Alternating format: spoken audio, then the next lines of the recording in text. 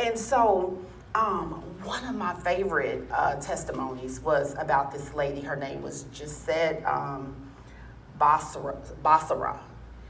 She was of Jamaican descent. And she was very poor, grew up poor and everything. And she had to take care of her mom, all of the bills, and her nieces. And she had gone to college. And of course, you go to college, you have more bills. But she graduated and she, got a job. And one day she was watching a Christian television show and they started talking about tithing.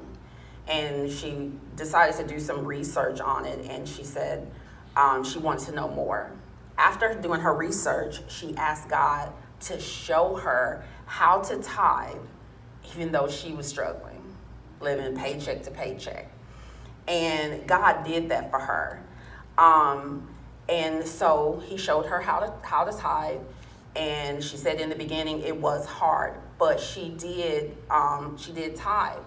And all of a sudden, she had an increase in clients. See, most people look at it as, someone's going to bless me with a handful of money. But God blessed her with clients who paid her. And those clients referred more clients, right? So then she got raises and bonuses, okay? So then after she got raises and bonuses, her employer gave her a car. Yes. And I was just like, wow. And so at that point, she decided, you know what? I'm going to double my giving. So she doubled her giving. She bought a house.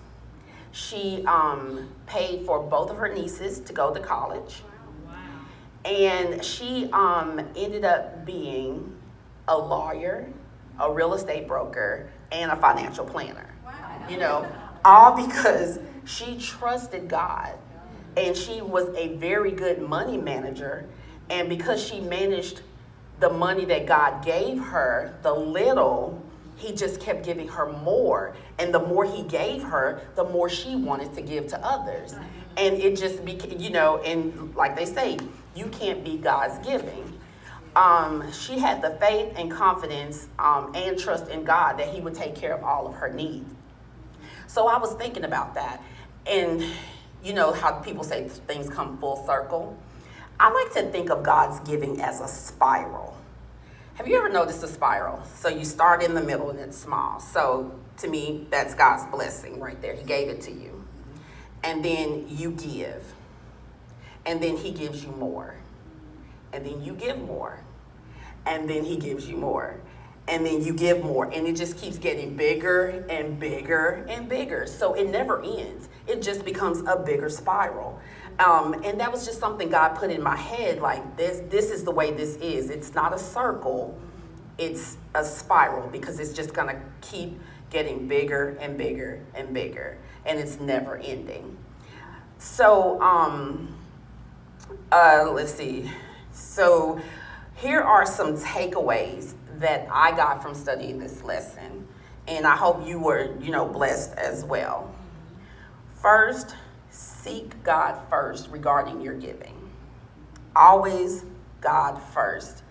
If you don't do anything else, God first. Blessings come when you put God first. 2, don't give if you feel forced to do so. Don't do it because God loves a cheerful giver, and if you feel like you're being forced, you're not happy about it. 3, don't give just to receive. Give to be a blessing to someone else. Number 4, don't limit your giving.